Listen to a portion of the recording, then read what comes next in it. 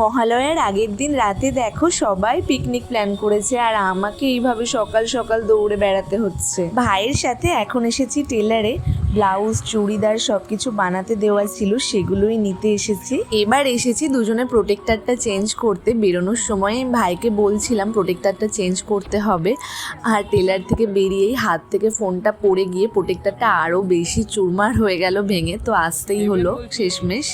ড্রেসের সাথে ম্যাচিং করে কিচ্ছু জুয়েলারি কেনা হয়নি, তাই এসেছে একটু চুড়ি কানের এগুলোই দেখতে। আর এটা হলো আজকের সন্ধেবেলার প্ল্যান আমার। কালকে পাড়ায় একটা বিরাট বড় প্রোগ্রাম হবে, কম্পিটিশনও বলতে পারো, তারই রিহার্সালে এখন আসতে হয়েছে। এবার মহালয়ার আগের দিনের রাতের এক্সপিরিয়েন্সটা একদম অন্যরকমই ছিল।